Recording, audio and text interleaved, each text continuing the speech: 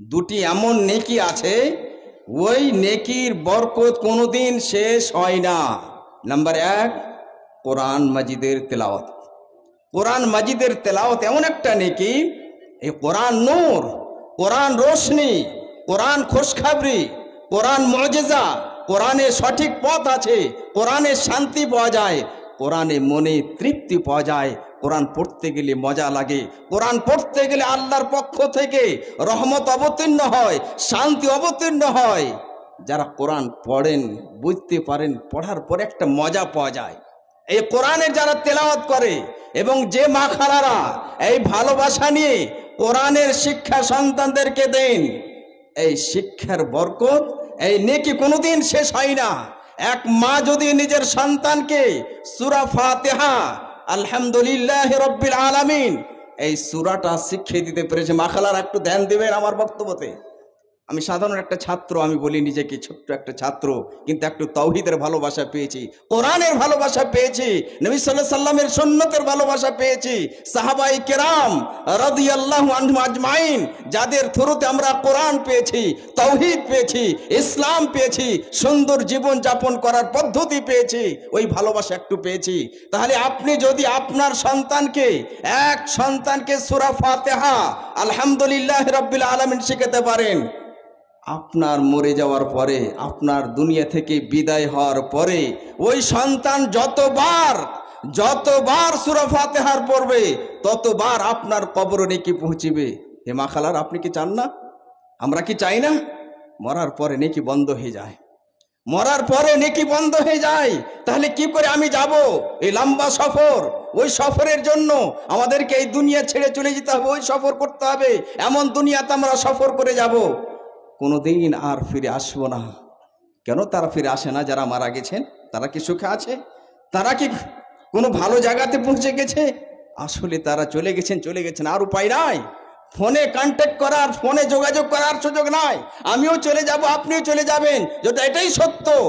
তাহলে দুনিয়া থেকে ভালো কাজ করে যাব, নিজের সন্তানদেরকে কোরআনের শিক্ষা দিয়ে যাব, সূরা ফাতিহার শিক্ষা দিয়ে যাব। আমার সন্তান, আপনার সন্তান কোরআনের তেলাওয়াত শিখবে সর্বপ্রথমে। কেন শিখবে? কোরআন মাজিদ কি? আল্লাহর কালাম, আল্লাহর পবিত্র গ্রন্থ। এই কোরআনকে আমরা ভালোবাসি না? আজকে আমাদের শত্রু যারা ইসলামের শত্রু, মুসলমানদের শত্রু, এই কোরআনকে মিটাতে চেয়েছে, তারা কোরআনকে জ্বালাইতে চেয়েছে। আজকে আমরা মুসলমান অন্তরে কি ব্যথা রাখি না যে এই কোরআনের হেফাজত আমরা করব, আমরা এই কোরআনের শিক্ষা ছেলেদেরকে দেব? কেন দিতে পারি না? এই তাবলিগি জালসা করে শুধু যথেষ্ট হবে? একবার করে ফেললাম না, এতে কিছু হবে না, বরঞ্চ গুনাহগার হব, যেগুলো কিছু আছে, জিনিস আছে। তাহলে সর্বপ্রথমে কোরআনের তেলাওয়াত সবাই আমরা এই অন্তরে, মাইন্ডে এই কথাটা যেন রাখি আমরা, যে কোরআনের তেলাওয়াত আমরা শিখবো। এমনকি যারা যুবক 20 বছরকার হয়ে গেছে, 50 বছরকার যারা বয়স্ক হয়ে গেছে, তাদেরকেও শিখতে হবে কোরআন। এই কোরআন নেকি, এই কোরআন কিয়ামতের দিন শাফাত করবে, তার জন্য কোরআন শাফাত করবে। নাম্বার 2, যে বরকত কোনোদিন শেষ হয় না, সেটা হচ্ছে মা বাবার খিদমত, সেবা। মা বাবার সাথে ভালো ব্যবহার, সুন্দর আচরণ, এই বরকত কোনোদিন শেষ হয় না। হাদিসের মধ্যে ছোট্ট একটি হাদিস, এক সাহাবী রাদিয়াল্লাহু তাআলা আনহু নবী সাল্লাল্লাহু আলাইহি সাল্লামকে এসে বলছেন, মা খালারা যারা বয়স্ক, একটু চিন্তা করেন তো, আপনার সন্তান যদি আপনার দিকে লক্ষ্য না রাখে, আপনার সেবা না করে, আপনার জন্য ওষুধ কিনে না আসে, কেমন ব্যথা লাগে? ইসলামে পুরাপুরিভাবে আপনাকে প্রাপ্য দিয়েছে, হক দিয়েছে। তার মানে ইসলাম চমৎকার, ইসলাম খুব সুন্দর। যে জায়গাতে আমার লাঠির দরকার, যে জায়গাতে আমার সেবার দরকার, ইসলামে কঠোরভাবে আপনাকে হক দিয়েছে। এটা কঠোর নয়, বরঞ্চ পুরাপুরি আপনাকে হক দিয়েছে। এক যুবক এসে, এক সাহাবী রাদিয়াল্লাহু তাআলা আনহু নবী সাল্লাল্লাহু আলাইহি সাল্লামকে জিজ্ঞাসা করছেন যে, নবী সাল্লাল্লাহু আলাইহি সাল্লাম, মুজাহিদ, আমি আল্লাহর পথে জিহাদ করতে যাচ্ছি, আমি কি যেতে পারি? অনুমতি আপনার পক্ষ থেকে আছে? নবী আকরাম সাল্লাল্লাহু আলাইহি ওয়াসাল্লাম বড় দয়ালু, আগে পিছের ব্যবস্থা জানতেন, কোন ক্ষেত্রে কেমন অবস্থা আছে, কোন সময়তে কাজ করতে হবে, কোন সময়তে করতে হবে না। নবী আকরাম সাল্লাল্লাহু আলাইহি সাল্লাম জিজ্ঞাসা করছেন, আলাকা আবাওয়ান, তোমার কি মা বাপ বেঁচে আছে? মা বাপ বেঁচে আছে? ক্বালা নাম, হ্যাঁ, আমার আব্বা মা বেঁচে আছে। ফাফিহিমা ফাজাহিদ, ওই দুজনের খিদমত করে জিহাদ করো, এটাই তোমার জন্য বড় জিহাদ। আল্লাহু আকবার, কি চমৎকার ইসলাম না? আজকে কিছু মা বাবারা বলে যে মৌলানা আমার সন্তান নাফরমান, আমার সন্তান আমাকে বাড়ি থেকে বের করে দিচ্ছে, বহিষ্কার করে দিচ্ছে। আমরা ভুল করেছি, সন্তানকে কোরআনের শিক্ষা দিইনি, ইসলামের শিক্ষা দিইনি। ইসলামের নিজাম, ইসলামের পদ্ধতি আমাদের জন্য এসেছে, যে আল্লাহ তাআলা আমাদেরকে সৃষ্টি করেছেন। ও জানেন যে কোন পথটা কোন জায়গাতে চলতে হয়, কোনটা কানুন লাগবে, কোনটা বিধান লাগবে, কোনটা শরীয়ত লাগবে, কোনটা জিনিস লাগবে, ওই আল্লাহ আমাদেরকে দিয়েছেন। আজকে যুবকেরা পাগল যে আমরা জালসা করব। ভালো, আমি যুবকদেরকে ভালোবাসি, খুবই বেশি ভালোবাসি, খুবই বেশি ভালোবাসি, কিন্তু ওই যুবকদেরকে চাই নামাজের দিকে টানতে, ওই যুবকদেরকে চাই কোরআনের পথে এসো। হে যুবক, আমি তোমাদেরকে চাই নবী সাল্লাল্লাহু আলাইহি সাল্লামের পথে এসো, সাহাবায়ে কেরাম রাদিয়াল্লাহু আজমাইন তাদের পথে এসো। সামিনে কেরাম, আর একটা ছোট্ট জিনিস, কোনো মানুষ যদি মানুষের কাছে, আল্লাহর কাছে প্রিয় পাত্র হতে চায়, আল্লাহর কাছে প্রিয় বান্দা হতে চায়, মানুষের কাছে প্রিয় হতে চায়, প্রিয় পাত্র হতে চায়, সুন্দর একটা মানুষ হতে চায়, একটা শর্ত আছে, আল্লাহর ইতাআত করতে হবে এবং তার রাসূল মুহাম্মদ সাল্লাল্লাহু আলাইহি সাল্লামের ইতাআত করতে হবে, আনুগত্য করতে হবে। যদি আল্লাহর ইতাআত করে এবং তার রাসূল সাল্লাল্লাহু আলাইহি সাল্লামের আনুগত্য করে, ইতাআত করে, ইত্তেবা করে, ওই বান্দা আল্লাহর কাছে প্রিয় হবে, এমনকি মানুষের কাছেও প্রিয় হবে, এবং দুনিয়াতে ইজ্জত পাবে, মরার পরও ইজ্জত পাবে। ইজ্জতের মালিক কে? আল্লাহ।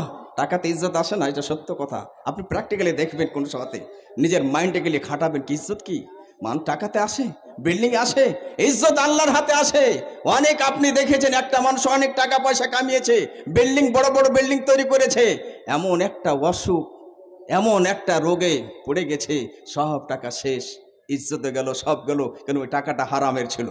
মানুষের মাঝে মানুষ বুঝতে পারে, কিন্তু যদি সত্যি অন্তর পরিষ্কার করে আল্লাহর ভালোবাসা নিয়ে ইসলামকে আপনি মানেন, আল্লাহর বিধানকে মানেন এবং তার রাসূল মুহাম্মদ সাল্লাল্লাহু আলাইহি সাল্লামের আনুগত্য করেন, ইত্তেবা করেন, দুনিয়াতে সুখ আছে, শান্তি আছে, মরার পরে অনন্তকাল যেখানে থাকতে হবে সেখানে জান্নাতুল ফেরদাউস আছে ইনশাআল্লাহ। আল্লাহ আমাদেরকে শোনার পরে এই কথাগুলো আমল করার তৌফিক দিও, আমাদেরকে মাফ করে দিও, আমাদের এই আমলগুলো তুমি গ্রহণ করে নিও এবং মরার পরে আমাদেরকে জান্নাতুল ফেরদাউস স্থান দিও।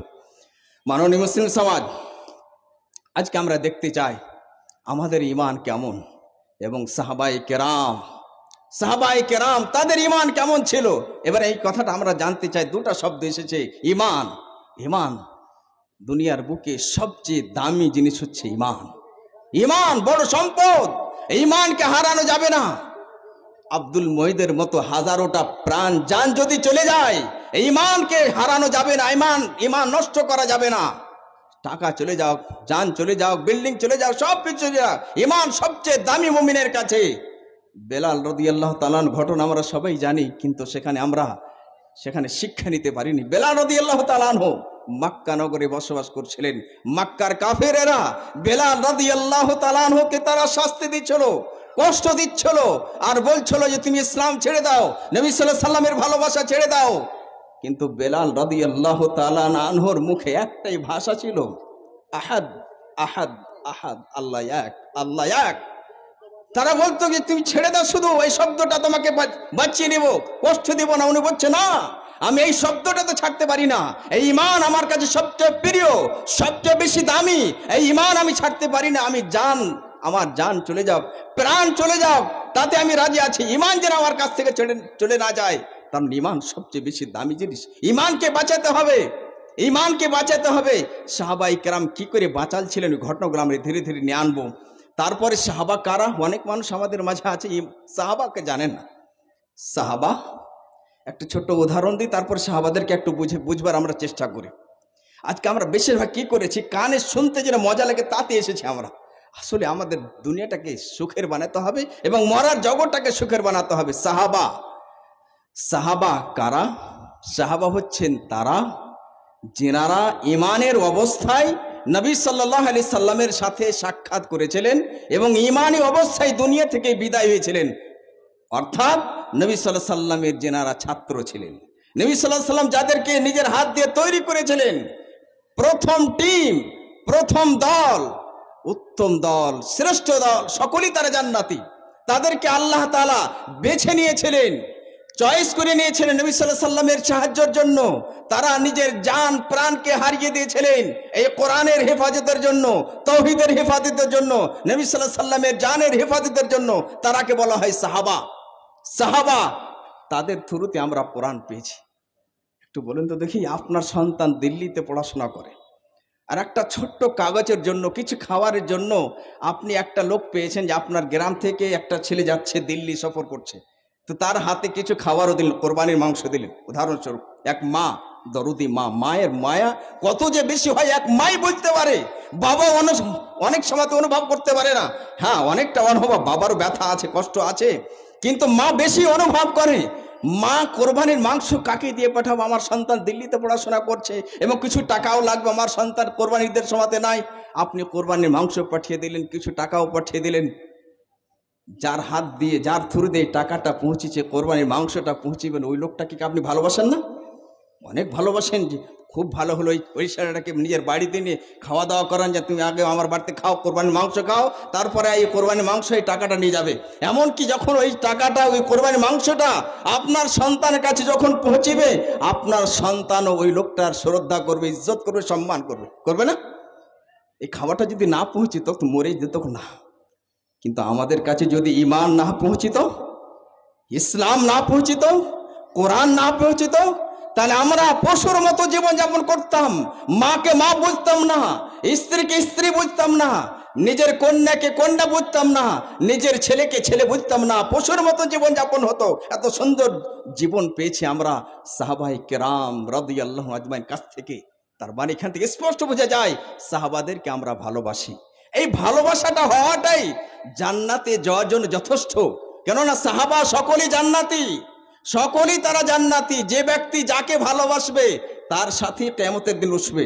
তো আমরা ভালোবাসবো কাদেরকে? আল্লাহকে ভালোবাসবো, তার রাসূল সাল্লাল্লাহু আলাইহি সাল্লামকে ভালোবাসবো, আবু বকর সিদ্দিক রাদিয়াল্লাহু তাআলা আনহুকে আমরা ভালোবাসবো, ওমর বিন খাত্তাব রাদিয়াল্লাহু তাআলা আনহুকে ভালোবাসবো, সমস্ত সাহাবায়ে কেরামদেরকে ভালোবাসবো। এবং এই ভালোবাসা নিয়ে আল্লাহর কাছে পূর্ণ আশা রাখবো, আমরাও জান্নাতে যাব ইনশাআল্লাহ। মাননীয় মুসলিম সমাজ, তাহলে আমরা বুঝতে পারলাম যে ঈমান, তার দাম, তার গুরুত্ব অনেক বেশি। অপরদিকে সাহাবা, তারাকে বুঝতে পারলাম। এবার ঈমান তাদের কেমন ছিল একটু আমরা দেখতে চাই যে আমাদের আজকে ঈমান কেমন হয়ে দাঁড়াচ্ছে। নবীদের পরে সর্বশ্রেষ্ঠ ব্যক্তি, এই কথাটা মনে রাখবেন। এই ভালোবাসা থাকতে গেলে জান্নাতের পথ।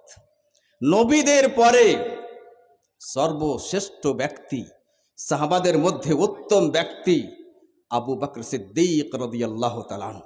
তার একটা ঘটনা বলবো। এই আবু বকর সিদ্দিক রাদিয়াল্লাহু তাআলা আনহু, উনি নবীদের পরে সঙ্গের সাথীদের মধ্যে সবচেয়ে উত্তম ব্যক্তি কেমন করে হলেন?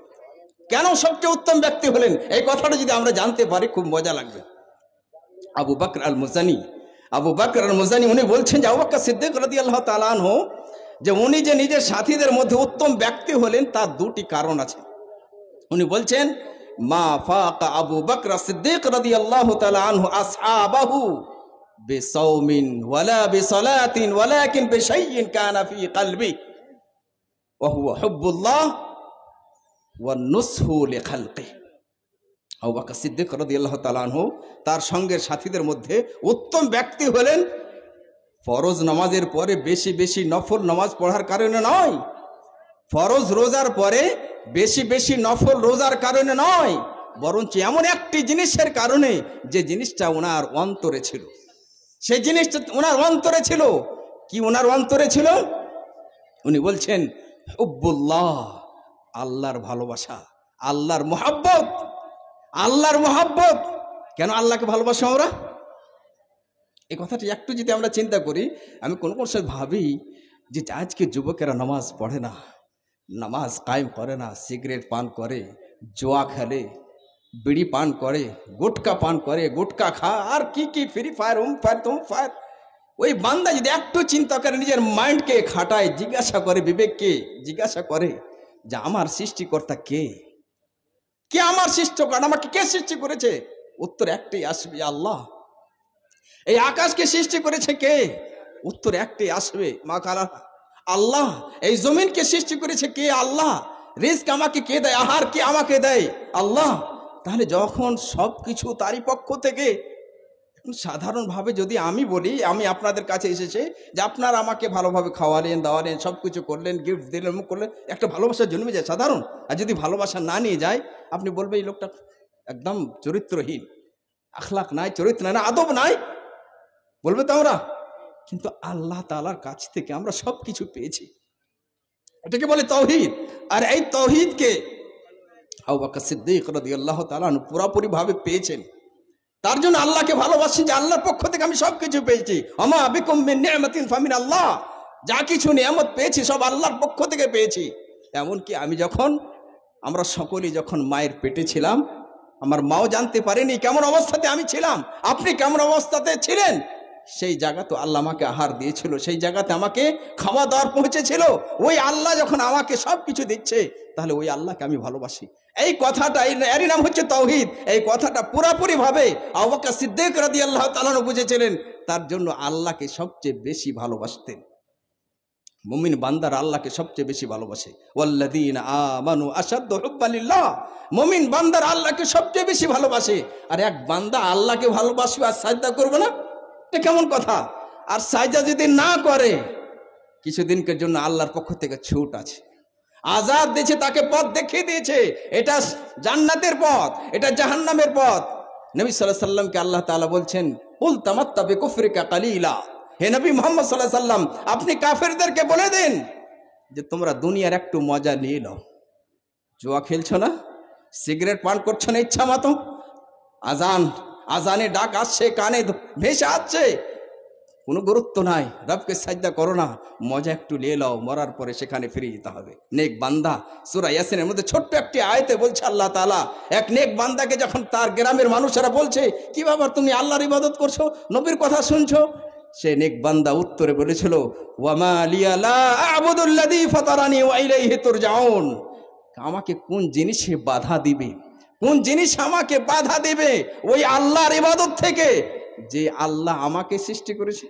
আল্লাহ সৃষ্টি করেছে, বড় নিয়ামত। তাহলে আল্লাহ যে আমাকে সৃষ্টি করেছে, তাহলে আল্লাহর শুকরিয়া কেমন ভাবে জ্ঞাপন করব, শুকরিয়া কিভাবে করব? শুকরিয়ার মানে হলো যে আল্লাহর আদেশকে মেনে নেওয়া, নিষেধ থেকে নিজেকে বাঁচিয়ে নেওয়া, নিষেধ থেকে নিজেকে রক্ষা রাখা, এটা হচ্ছে শুকরিয়া। ওয়া ইলাইহি তুরজাউন, সেই মুমিন বান্দা বলছে তোমাদের সকলকে সেখানে ফিরে যেতে হবে। সাবধান, অ্যালার্ট। যুবকেরা বলছেন এখন রক্তের গরম আছে, রক্তের গরম আছে, অহরহ অ্যাক্সিডেন্ট হচ্ছে, মারা যাচ্ছে যুবক। কোন মৃত্যুর কখন যে সময় আছে কেউ আমরা জানি না। এই আবু বকর সিদ্দিক রাদিয়াল্লাহু তাআলার মতো আমরাও আল্লাহকে ভালোবাসবো। উনি আল্লাহর কাছে ওনার সাহাবাদের মধ্যে, ওনার সাথীদের মধ্যে উত্তম ব্যক্তি হয়েছিলেন। একটি কারণ হচ্ছে হুব্বুল্লাহ, আল্লাহর ভালোবাসা। আমরাও আল্লাহকে ভালোবাসি, আল্লাহকে আমরা সাজদা করব ইনশাআল্লাহ।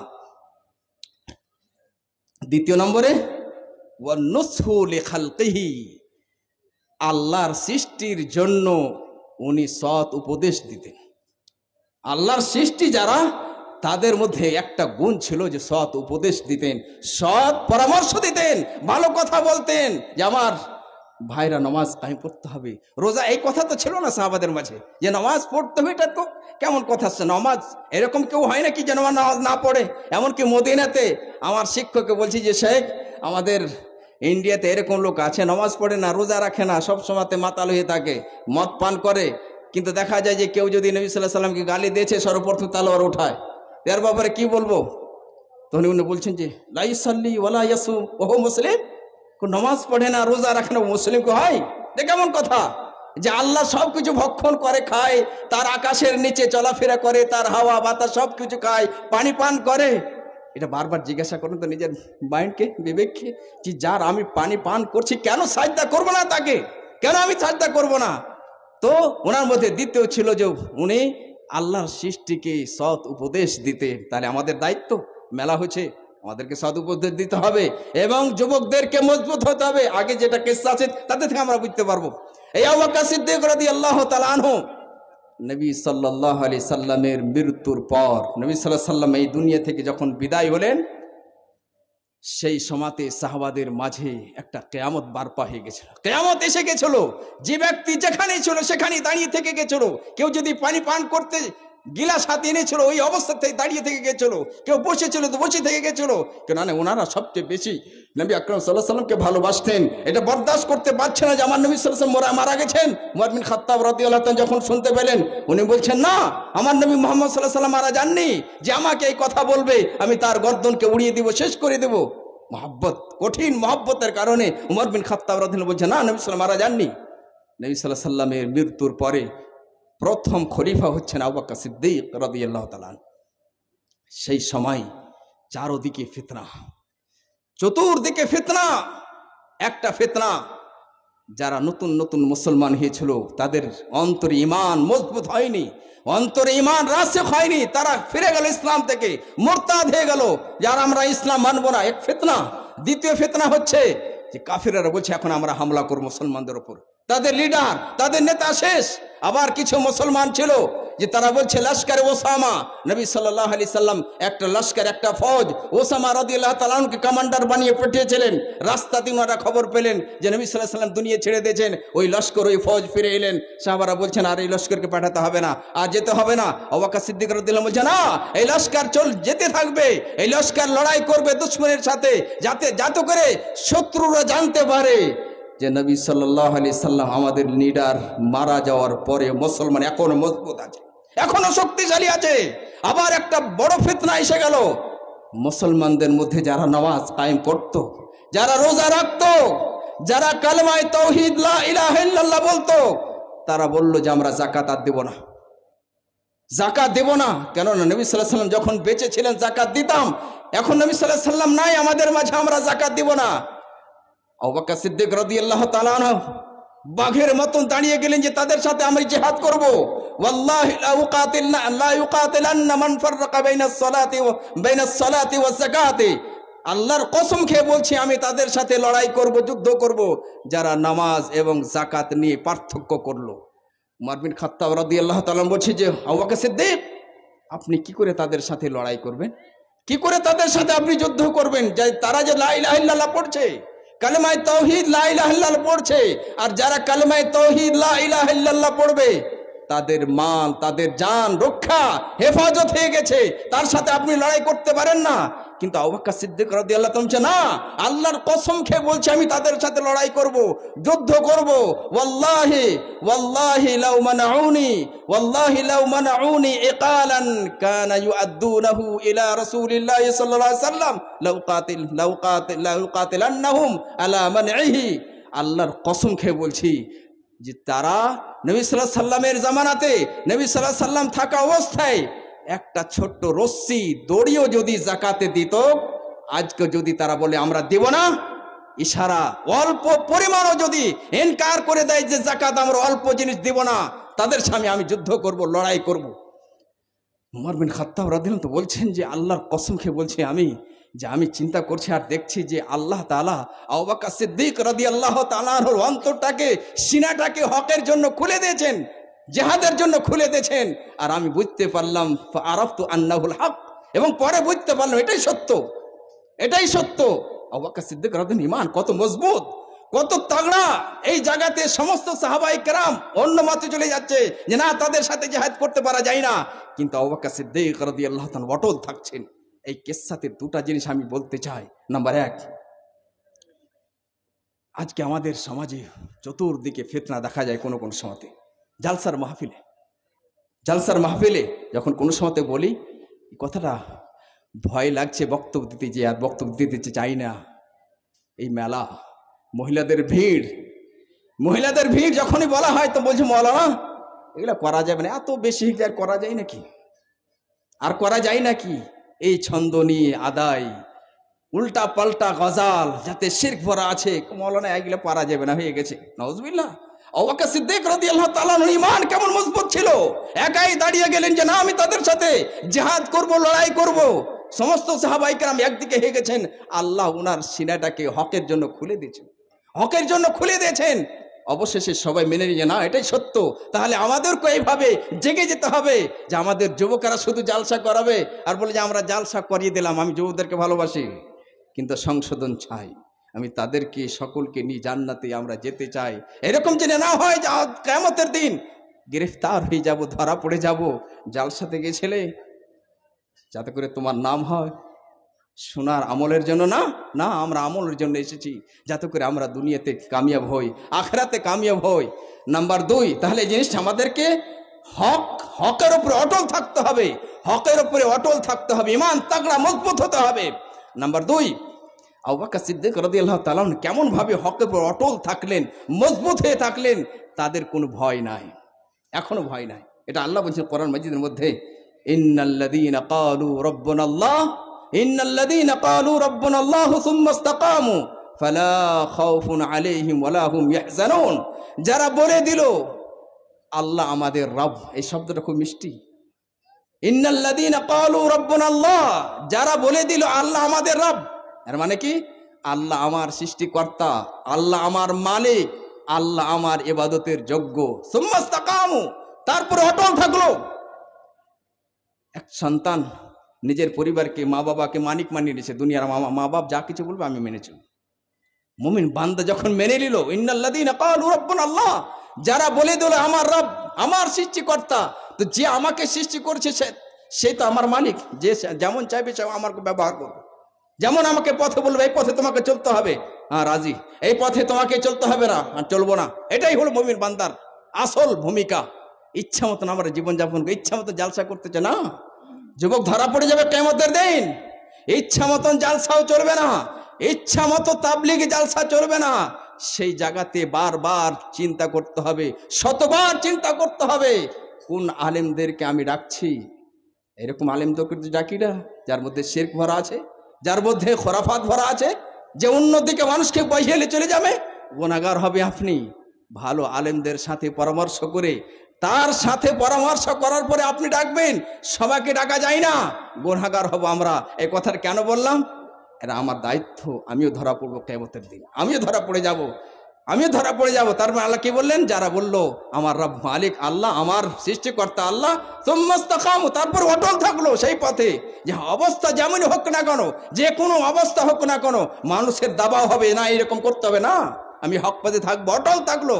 আল্লাহ বলছেন ফালা খাউফুন আলাইহিম ওয়ালা হুম ইয়াহজানুন, তাদের কোনো ডর নাই, ভয় নাই, এবং তারা হতাশ হবে না, গমগিন হবে না। এলে আল্লাহর পক্ষ থেকে বেশারত, খুশখবরি। মুমিন বান্দার ভয় আছে?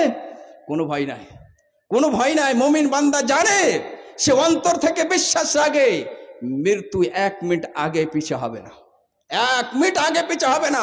যখন আমি এটা সত্যভাবে মেনে নিয়েছি যে আখিরাত আছে, মালিক ইয়াউমিদ্দিন, এই শব্দটা পড়ার সময়তে মুমিন বান্দার অন্তরটা কেঁপে যায়। সূরা ফাতিহা কিন্তু আমরা অর্থ বুঝি না। জালসার মানে হলো যে অর্থ আমরা ধীরে ধীরে বোঝার চেষ্টা করব। মালিক ইয়াউমিদ্দিন, আখিরাতের দিনের মালিক, রোজে জাজার মালিক, বদলা দিনের মালিক। তাহলে তখনই তার মাইন্ডে আসে যে আমি যে অন্ধকারে গোনা করছি, মোবাইল ব্যবহার করছি, সেদিন আমাকে হিসাব লাগবে, সেদিন আমাকে হিসাব লাগবে, সেদিন আমাকে হিসাব দিতে হবে। তাহলে যুবক, তোমার রক্তের গরম আছে তাই বলে ইচ্ছা মতন তুমি জীবনযাপন কর না, আল্লাহর লাঠিতে আওয়াজ নাই। মাননীয় মুসলিম সমাজ। নাম্বার 2, দ্বিতীয় খলিফা উমর বিন খাত্তাব রাদিয়াল্লাহু তাআলা আনহু, ওনার ঈমান কেমন ছিল আমরা একটু দেখি। উমর বিন খাত্তাব রাদিয়াল্লাহু তাআলা আনহু দ্বিতীয় খলিফা, উনি যে রাস্তা দিয়ে যেতেন ওই রাস্তা দিয়ে শয়তান রাস্তা চেঞ্জ করে নিত। আল্লাহু আকবার। উমর বিন খাত্তাব। তাহলে কিসসা শোনার সাথে সাথে এই ভালোবাসাটা থাকতে হবে। এই ভালোবাসা যদি থাকে, হতে পারে কিছু আমল করতে পারলাম না, এই ভালোবাসার কারণে তাদের সাথে যাব ইনশাআল্লাহ।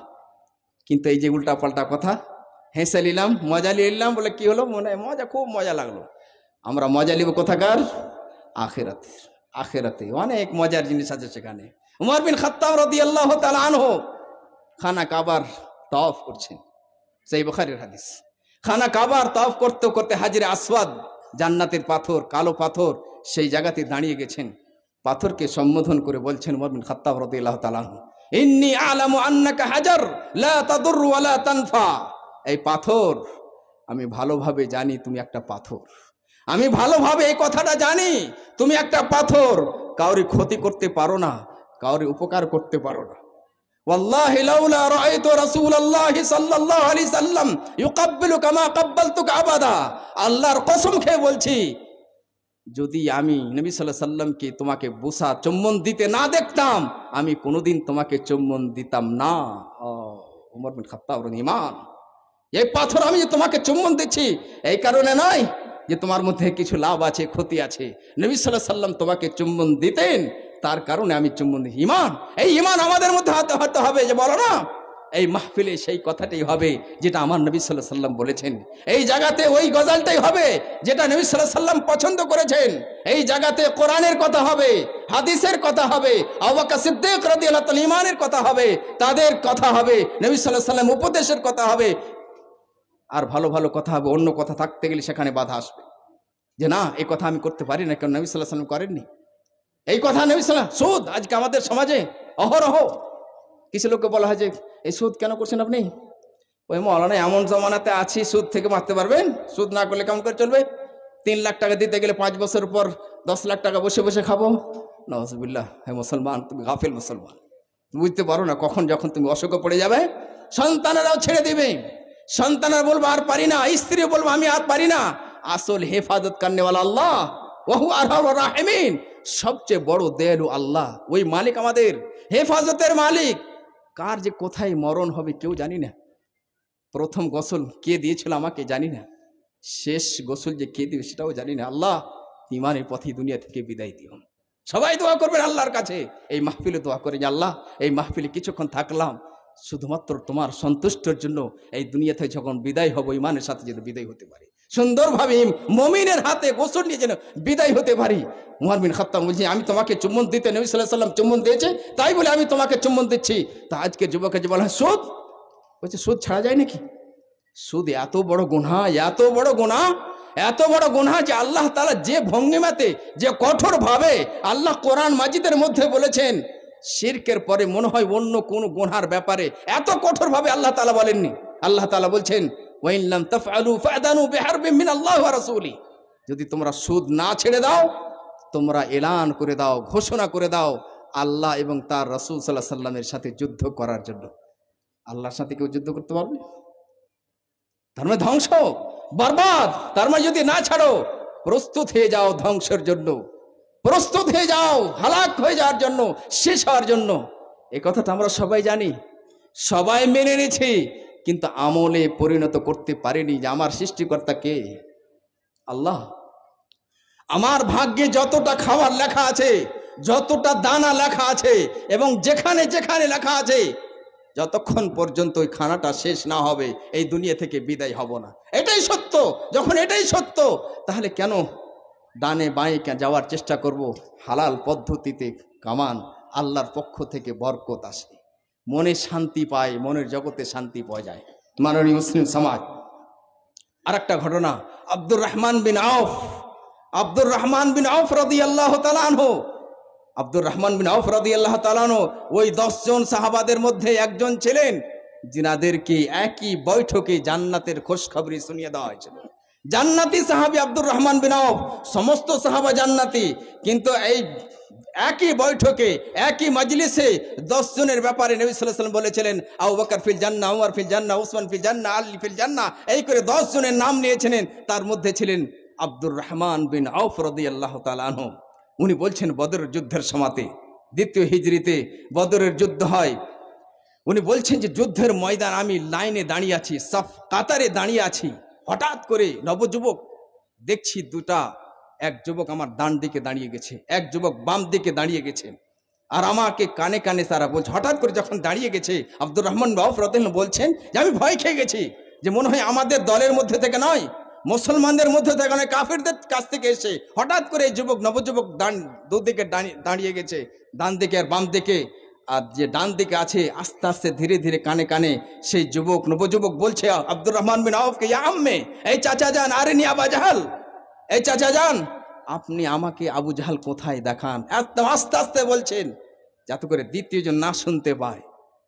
আব্দুর রহমান বিন আউফ রাদিয়াল্লাহু আনহু অবাক হয়ে গেছেন, কি ব্যাপার, আস্তে আস্তে কি করবে? মা তাসনা বিহি, তুমি আবু জাহালকে নিয়ে করবে কি? সেই যুবকরা বলছে আবু জাহাল নবী সাল্লাল্লাহু আলাইহি সাল্লামকে কষ্ট দিত, ব্যথা দিত। আহাদুল্লাহ ইন রাআইতুহু আন আকতুলাহু আও আমুতা দুনাহু আও কামা ক্বাল। উনি বলছেন যে আমি আল্লাহর কাছে আহাদ করেছি, আল্লাহর কাছে আহাদ করেছি, যদি আবু জাহালকে দেখতে পাই হত্যা করে দেব, না হয়তো আমি মরে যাব। যুবক, নবযুবক, তার মধ্যে এত আল্লাহর ইজ্জত সম্মান এবং নবী সাল্লাল্লাহু আলাইহি সাল্লামের ব্যথা নিয়ে সেই যুবক দাঁড়িয়ে গেছে, এই দুনিয়াতে থাকবো না তো এই দুনিয়াতে যদি আমি বেঁচে থাকি এই আবু জাহালকে শেষ করে দেব, নচিত আমি দুনিয়া থেকে মারা যাব। অপরদিকে সেই যুবকও বলছে ধীরে ধীরে যে আমি আল্লাহর কাছে আহাত করেছি, আমি তাকে মারবো, নচিত আমি দুনিয়া থেকে শেষ হয়ে যাব। তো ওই যুবক নবযুবক, আমি এই জায়গাতে বলতে চাইছি, আফরার দুটি সন্তান ছিল, এইরকম যুবক কোথায় আমাদের মাঝে? কোথায় আমাদের মাঝে? তাদের ঈমান এত তাগড়া ছিল, মজবুত ছিল যে নবী সাল্লাল্লাহু আলাইহি সাল্লামের ব্যথার কারণে সে নিজের জানকে হাতে নিয়ে দাঁড়িয়ে গেছিল, ময়দানে দাঁড়িয়ে গেছিল, খাড়া হয়ে গেছিল যে আবু জাহালকে শেষ করে দেব। আজকে আমরা কেন আল্লাহর কাছে আহাত করতে পারি না যে আমরা নামাজ কায়েম করব যতদিন বেঁচে থাকব? আল্লাহকে আমরা ভালোবাসি, নামাজ কায়েম করো। নবী সাল্লাল্লাহু আলাইহি সাল্লাম নামাজের আদেশ করেছেন যে তোমরা নামাজ পড়ো, নামাজ কায়েম করো, নামাজ কায়েম করো, নামাজ কায়েম করো। আসসালাহ আসসালাহ ওয়া মা মালাকাত আইমানুকুম, অন্তিম উপদেশ নবী সাল্লাল্লাহু আলাইহি সাল্লাম। তো নবী সাল্লাল্লাহু আলাইহি সাল্লামের ভালোবাসা কোথায় আমাদের? কোথায় আমাদের? কোথায় আমাদের যুবকেরা এবং আমাদের ওই মা খালারা কোথায়, মা বাপেরা কোথায়? এরকম ছেলে তৈরি করবে যারা বলবে আমরা নবী সাল্লাল্লাহু আলাইহি সাল্লামের সুন্নতকে ভালোবাসি, নবী সাল্লাল্লাহু আলাইহি সাল্লামের পদ্ধতিকে ভালোবাসি।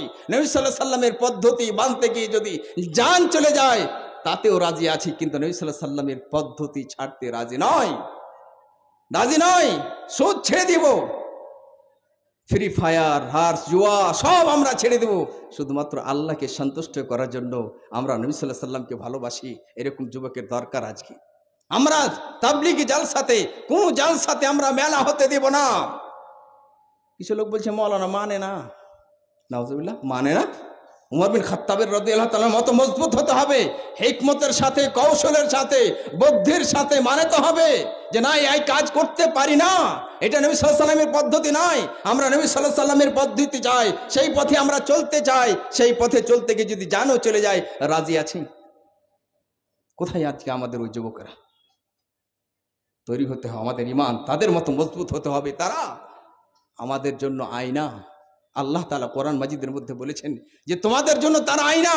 তোমাদের ঈমান যদি তাদের মতো হয় তাহলে তোমাদের ঈমান কবুল হবে, গ্রহণ হবে, সেই দিন তোমাদের লাভ হবে, নচিত কাজ হবে না। আপনি জমিনে কাজ করতে গেছেন, আব্বা পাঠিয়েছে, যেমন তেমন করে কাজ করে চলেছেন, ধান হবে না।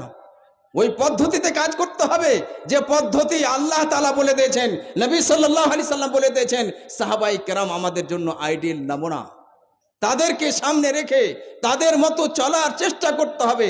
তারপরে যদি কোনো জায়গাতে মিস্টেক হয়ে যায়, ভুল হয়ে যায়, তো আল্লাহকে আমরা ডেকে বলবো ইয়া গফফার, এই ক্ষমাশীল, ইয়া গফুর, এই ক্ষমাশীল, ইয়া রহমান, ইয়া রহিম, এই বড় দয়ালু আল্লাহ, তুমি আমাদের উপর দয়া করো, ক্ষমা করে দাও, মাফ করে দাও। আল্লাহ ক্ষমা করে দেবেন। মাননীয় মুসলিম সমাজ, একটা চমৎকার ঘটনা আমি মা খালাদেরকে দিকে বলি এবং আমাদের শিক্ষা, সবারই শিক্ষা আছে।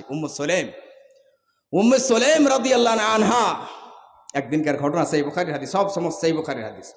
উম্মে সুলাইম রাদিয়াল্লাহু আনহা, এই ফ্যামিলিটা মোবারক ফ্যামিলি। এই ফ্যামিলির যখনই কথা আসে এত মজা লাগে, মনটা ফ্রি হয়ে যায়, খুশির সাগরে, আনন্দ সাগর ভাসতে লাগে। উম্মে সুলাইম রাদিয়াল্লাহু আনহা, ওনার স্বামী আবু তালহা রাদিয়াল্লাহু তাআলা আনহু, উম্মে সুলাইম রাদিয়াল্লাহু তাআলা আনহুর সন্তান আনাস বিন মালিক রাদিয়াল্লাহু তাআলা আনহু 10 বছর নবী সাল্লাল্লাহু আলাইহি সাল্লামের খিদমত করেছিলেন। উম্মে সুলাইম রাদিয়াল্লাহু তাআলা আনহু নিজের সন্তানকে নবী সাল্লাল্লাহু আলাইহি সাল্লামের কাছে নিয়ে গেলেন আর বললেন, নবী সাল্লাল্লাহু আলাইহি সাল্লাম, আমার কাছে তেমন কিছু নাই যে গিফট দিব আপনাকে, এই সন্তান আপনাকে গিফট রূপে দিলাম, আপনার সেবা করবে, খিদমত করবে। হে মা খালারা, কি কারণে? আল্লাহর কাছে নেকি পাবো, এই উদ্দেশ্যে, আল্লাহর কাছে যেন আমার সম্মান হয়, জান্নাত যেতে পারি, দুনিয়াতে কামিয়াব হতে পারি, তার জন্য উম্মে সুলাইম রাদিয়াল্লাহু আনহা নিজের সন্তানকে নবী সাল্লাল্লাহু আলাইহি সাল্লামের হাতে তুলে দিয়েছিলেন আর বলেছিলেন এই সন্তান আপনার সেবা করবে, খিদমত করবে। উম্মে সুলাইম রাদিয়াল্লাহু তাআলা আনহা মুজাহিদা ছিলেন, জিহাদের ময়দানে উনি যেতেন। মা খালারা, জিহাদের ময়দানে উনি যেতেন, উনি ধৈর্যশীলা ছিলেন, এত বেশি ওনার মধ্যে সবর ছিল। আমি তো কোনো সময় অবাক হয়ে যাই হাদিসটা পড়ার পরে, আর মনে মনে ভাবি যে আমিও তো পারতাম না, কিন্তু এই ঘটনার পরে আজকে আমি পারবো ইনশাআল্লাহ। উম্মে সুলাইম রাদিয়াল্লাহু আনহা বলছেন, আমার সন্তান অসুস্থ হয়ে গেছে, ব্যথা পাচ্ছে, কষ্ট পাচ্ছে। এই সমাতে, একটু আমাদেরকে তাকান, এই সমাতে উম্মে সুলাইম রাদিয়াল্লাহু আনহা বলছেন যে আমার সন্তান অসুস্থ হয়ে পড়েছে, কষ্ট পাচ্ছে, ব্যথা পাচ্ছে। এই মুহূর্তে আমার স্বামী আবু তালহা রাদিয়াল্লাহু তাআলা আনহু বাড়ি থেকে বেরিয়ে চলে গেলেন। বাড়ি হয়ে বের হয়ে যাওয়ার পরে পরেই এই সন্তান মারা যায়। মরে যাওয়ার পরে, দুনিয়া থেকে বিদায় হয়ে যাওয়ার পরে উম্মে সুলাইম রাদিয়াল্লাহু তাআলা আনহা নিজ হাতে এই সন্তানকে গোসল দিচ্ছেন, নিজ হাতে এই সন্তানকে গোসল দিচ্ছেন, নিজ হাতে কাফন পরাচ্ছেন, গোসল দিয়ে কাফন পরিয়ে বাড়ির এক কর্নারে রেখে দিচ্ছেন। যখন স্বামী বাড়ি থেকে বাইরে থেকে ফিরে আসছেন, আবু তালহা রাদিয়াল্লাহু তাআলা আনহু, একটু তাকান আমার দিকে, আবু তালহা রাদিয়াল্লাহু তাআলা আনহু বাইরে থেকে বাড়ি ফিরে আসছেন, এসে জিজ্ঞাসা করছেন সন্তান কেমন আছে, আমার ছেলে কেমন আছে? উনি বলছেন আসকান মিম্মা কান, আসকান মিম্মা কান, আগেকার থেকে ভালো আছে। এই জায়গাতে চমৎকার একটা জিনিস, এ মাকালার আমরা নিজের ভাষাকে কন্ট্রোল রাখিনি, যা ইচ্ছা তাই বলে ফেলি। উম্মে সুলাইম রাদিয়াল্লাহু আনহা আমাদের জন্য আয়না, আদর্শ। নিজের স্বামী এসে জিজ্ঞাসা করছেন যে আমার সন্তান কেমন আছে, উত্তরে বলছেন হুয়া আসকানু মিম্মা কান, আগেকার থেকে ভালো আছে। এটা মিথ্যা কথা নয়, কেন ওই সময়তে কষ্ট পাচ্ছিল সন্তান, আল্লাহর সাথে সুন্দর ধারণা রেখে এই কথা বলছে যে আমার সন্তান সুখে আছে, ভালো আছে। এই কথার স্বামীকে সান্ত্বনা দিয়ে দিল এবং সত্য কথা উনি বললেন, এবং রাত্রের খাবার পেশ করলেন নিজের স্বামীকে। খুশি খুশি, স্বামী বুঝতে পারেন না যে আমার সন্তান হারিয়ে গেছে, দুনিয়া থেকে বিদায় হয়ে গেছে, নিজের স্বামীর সামনে খাবার পেশ করলেন। মাকালারা, আজকে আমরা অনেক সময় দেখা যায় যদি লবণ বাড়তে না থাকে, আলু না থাকে, কোনো জিনিসের কমতি থাকে, স্বামী বাইরে গেছে, আসা মাত্রই যেমনই দরওয়াজে গেটে পা দিয়েছে আপনি বকাবকি শুরু করেন, আপনি বলতে থাকেন কিছু রান্না হয়নি, লবণ নাই বাড়তে, আপনার কি একটু হুঁশ নাই, আপনার কি একটু দিশা নাই, আপনি কোথায় ছিলেন, কোন জায়গাতে ছিলেন? কিন্তু আমার মা, আমাদের মা উম্মে সুলাইম রাদিয়াল্লাহু আনহা, ওনার কলিজার টুকরা সন্তান দুনিয়া থেকে বিদায় হয়ে গেছে, গোসল দিয়ে কাফন পরিয়ে ঘরের এক কর্নাতে রেখে দিয়ে নিজের স্বামীকে খাওয়া দাওয়া করাচ্ছেন। এই জায়গাতে আমাদের কি আলার্ট হতে হবে, মজবুত হতে হবে যে আমাদের মা উম্মে সুলাইম রাদিয়াল্লাহু তাআলা এরকম করতে পেরেছেন, আমরাও পারবো, আমরাও করব। এই ভালোবাসা নিয়ে যে উম্মে সুলাইম রাদিয়াল্লাহু আনহাকে আমরা ভালোবাসি, উনি জান্নাতি, এই ভালোবাসার কারণে আমরাও জান্নাতে যাব। শুধু তাই নয়, খাবার দিলেন, খাওয়া দাওয়ার করার পরে স্বামী স্ত্রীর একটা সম্পর্ক থাকে, ওই সম্পর্ক সব কিছু হলো, মিলন হলো, সঙ্গম হলো, তারপরে উনি বলেন না, সব কিছু হওয়ার পরে নিজের স্বামীকে বলছেন ওয়ারি আসসাবিয়া, আমার স্বামী তোমার সন্তান দুনিয়া থেকে বিদায় হয়ে গেছে, তাকে দফন করে দেন। আল্লাহ আল্লাহ, কোথায় আজকে আমাদের বোনেরা, কোথায় আমাদের মা খালারা, কোথায় আমার বেটিরা? কেন আমরা শিখেতে পারিনি? তারা গজলে মাতাল হয়ে আছে, তারা সুরে মাতাল হয়ে আছে। ইসলাম যে একটা মজার জিনিস, যে আমরা মজবুত হব, মজবুত হব, শক্তিশালী হব। আমাদের মেয়েরা দুর্বল, কমজোর। কেন আমরা দুর্বল হব? আমরা কাদের আনুগত্য করি? কারা আমাদের আয়না? আমাদের আয়না উম্মে সুলাইম রাদিয়াল্লাহু তাআলা আনহা যুদ্ধের ময়দানে উঠে যেতেন, যুদ্ধ করতেন। আজকে আমাদের মা খালাদেরকে মজবুত হতে হবে যে না, আমরা মেলা হতে দিব না, মেলা বসতে দিব না, এটা আমাদের ইসলামী মাহফিল। আমরা ইমানকে মজবুত করতে চাই, ইমানকে বাঁচাতে চাই। আসল আমাদের জগৎ, আসল ঘর মরার পরে মেলা তো হিন্দুদের হবে, তাদের মতো আমরা নই। আমরা সবচেয়ে বড় নিয়ামত ইসলাম পেয়েছি, আমরা সুন্দর নবী সাল্লাল্লাহু আলাইহি ওয়াসাল্লাম পেয়েছি, আমরা সাহাবায়ে কেরাম রাদিয়াল্লাহু আজমাইন তাদেরকে আদর্শ রূপে পেয়েছি, এটা আল্লাহর পক্ষ থেকে নিয়ামত পেয়েছি। আমরা হতে দেব না, দেব না আমরা হতে। এটা জিহাদ, আজকে জিহাদ শেষ, কিন্তু এটা একটা বড় জিহাদ। পারবো না আমরা? কি আমাদের যুবকেরা দাঁড়াতে পারবে না? সবাইকে দাঁড়াতে হবে। মা খালার আপনা মজবুত হন, আপনার সন্তানকে বলেন আমার সন্তান আজকে জালসা হবে, মেলা বসতে দেব না। আমরা টাকা চাই না, আজকে তোমাকে দোকান বসাতে হবে না, আজকের আমরা টাকা চাই না, আজকে আমাদের ইমানের দৌলত চাই, ইমান আমরা মজবুত করতে চাই, এই ইমান নিয়ে মরতে চাই, এই ইমানের ভালোবাসা নিয়ে আমরা দুনিয়া থেকে যেতে চাই। এই ঘটনাটা আবু তালহা রাদিয়াল্লাহু তাআলা আনহু নবী সাল্লাল্লাহু আলাইহি ওয়াসাল্লামের কাছে গেলেন, ফজরের নামাজ গোসল টোসল করার পরে আবু তালহা রাদিয়াল্লাহু তাআলা আনহু নবী সাল্লাল্লাহু আলাইহি ওয়াসাল্লামের সাথে ফজরের নামাজ পড়লেন। আর আজকে আমরা নামাজ নাই, কি করে মুসলমান হতে পারে? মুসলমান হবে আর নামাজ নাই, মুসলমান হবে রোজা নাই, মুসলমান হবে আর খাওয়ার সময়তে বিসমিল্লাহ বলবে না? কাফেল মুসলমান তুমি, কিসের তুমি মুসলমান? তোমার মধ্যে অমুসলিম মধ্যে কোনো পার্থক্য নাই, কোনো পার্থক্য নাই। এমন দেখা যায় মুসলমানদেরকে হাতে ধাগা বেঁধে আছে, বুঝতে পারা যায় না এই মুসলমান না মুসলিম। স্বয়ং নিজে বলছি, আজিমগঞ্জ গেছি, এক যুবককে দেখছি যে হাতে ধাগা বেঁধে আছে। মনে মনে ভাবছি যে কোনো অমুসলিম হবে। কিছুক্ষণ পর দেখা যাচ্ছে ফোনে কথা এলো, তখন বলছি আসসালামু আলাইকুম। অবাক গেলাম। ওই যুবককে বললাম যে আচ্ছা ভাই, তুমি তো মুসলমান, তুমি তো সালাম করলে। তারপর বুঝতে পারলাম যে তুমি যদি আমাদের এলাকাতে মারা যেতে, মত মানুষের কথা কখন আসবে কেউ জানে না, তুমি যদি মারা যেতে আমাদের এলাকাতে, তাহলে তোমাকে তো হিন্দু ভেবে আমরা নদীতে বহিয়ে দিতাম বা হিন্দুদের হাওয়ালে করে দিতাম। এই কথাটা ওর অন্তরে টাচ করেছিল। এই বলার পরে পরে হাতে ছেড়ে নিয়ে ট্রেনের খিড়কিতে ফেলে দিল। আল্লাহ তুমি আমাদেরকে হিদায়াত দাও, আমাদেরকে সাহাবায়ে কেরামের পথে চলার তৌফিক দাও। নবী সাল্লাল্লাহু আলাইহি সাল্লামের কাছে গিয়ে আবু তালহা রাদিয়াল্লাহু তাআলা আনহু বলছেন, নবী সাল্লাল্লাহু আলাইহি সাল্লাম আজকে রাত্রে এরকম ঘটনা ঘটেছে। নবী সাল্লাল্লাহু আলাইহি সাল্লাম আনন্দিত হয়েছে, খুশি হয়েছে। না উম্মে সুলাইম রাদিয়াল্লাহু আনহা তোমার সাথে এরকম সুন্দর ব্যবহার করেছে? নবী সাল্লাল্লাহু আলাইহি সাল্লাম জিজ্ঞাসা করছেন, হাল আরাস্তুমুল লাইলা, এই রাত্রে কি তোমাদের মাঝে মিলন হয়েছিল, সঙ্গম হয়েছিল? কালা নাম, কাহা, এই রাতে আমাদের স্বামী স্ত্রীর মিলন হয়েছে। আল্লাহু আকবার। এরকম স্বামী আজকে একটু ছোট্ট মোটো জিনিসের কারণে আজকে বুঝে না অনেক কিছু বাধা দেয়। কিন্তু ওই উম্মে সুলাইম রাদিয়াল্লাহু আনহা সেই দিন মিলন হয়েছে। নবী সাল্লাল্লাহু আলাইহি ওয়াসাল্লাম দোয়া দিলেন, বারাকাল্লাহু লাকুমা ফি লাইলাতিকুমা, তোমাদের এই রাত্রে তোমাদের জন্য যেন আল্লাহ বরকত দেয়। এই দোয়ার বরকতে সেই দিনকার মিলনে সন্তান জন্ম নেয় এবং সেই সন্তান থেকে 9টি সন্তান আল্লাহ দান করেছিলেন। ওই সন্তানের সন্তান 9টি সন্তান, 9টাই কোরআনের হাফেজ ছিলেন। আল্লাহু আকবার। এই তো আর বরকত। তার মানে কোরআনের হাফেজ হওয়া বড় নিয়ামত। আগে আমি বলেছিলাম কোরআনের হাফেজ হওয়া বড় নিয়ামত। উবাই বিন কাব রাদিয়াল্লাহু তাআলা বলছেন যে নবী সাল্লাল্লাহু আলাইহি ওয়াসাল্লাম একদিন আমাকে বলছেন যে উবাই বিন কাব, যে তুমি আমার সামনে সূরা বাইয়ানা পড়ো। বুঝছেন, নবী সাল্লাল্লাহু আলাইহি ওয়াসাল্লাম আমি আপনার সামনে, উবাই রাদিয়াল্লাহু তাআলা বলছেন আমি আপনার সামনে কোরআন তেলাওয়াত করব, আল্লাহ আপনার উপরে কোরআন অবতীর্ণ করেছে। বুঝে না, পড়ো তুমি, আল্লাহ বলেছে। উবাই রাদিয়াল্লাহু তাআলা খুশিতে আনন্দের সাগরে ভাসছে যে আল্লাহ আমার নাম নিয়েছে। বলে হ্যাঁ, কালা নাম, ফাজাআলা ইয়াবকি, কাঁদতে শুরু করেছে। আল্লাহ আমার নাম নিয়েছে, তার মানে হাফেজ কোরআন, কোরআনের হাফেজ ছিলেন, কারি ছিলেন। এই কোরআনের বরকতে আল্লাহ আরশের উপরে নাম নিয়েছে। আল্লাহু আকবার। তার মানে বোঝা যায় যারা কোরআনের হাফেজ, কোরআনের তেলাওয়াত করে দুনিয়া দেখাবার জন্য নয়, আখিরাতের জন্য, আমল করার জন্য, মানুষকে শিক্ষা দেওয়ার জন্য, মানুষকে ভালো পথ দেখার জন্য, জান্নাতের পথে ডাকার জন্য, জান্নাতের পথে আনার জন্য, জাহান্নাম থেকে বাঁচার জন্য যারা কোরআন পড়ে, হাদিস পড়ে। আজকে কিছু এরকম বক্তা হয়েছে, আমাকে বলতে দেন আজকে, যে তারা মানুষকে পাগল করতে চায়, শুধু ভাইরাল হতে চায়, মানুষের কাছে মশহুর হতে চায়। না, কি করবেন আপনি মশহুর হয়ে? কয়দিন পর মারা যাবেন। আসলে আমাদের উদ্দেশ্য যেন দুনিয়াতে আমরা কামিয়াব হতে পারি, মরার পরে আমরা কামিয়াব হতে পারি। মাননীয় মুসলিম সমাজ, আবু তালহা রাদিয়াল্লাহু তাআলা ওনারও একটা ঘটনা শুনি। ওনার স্ত্রী, তার জন্য আমি ফ্যামিলিটা খুবই মজা লাগে।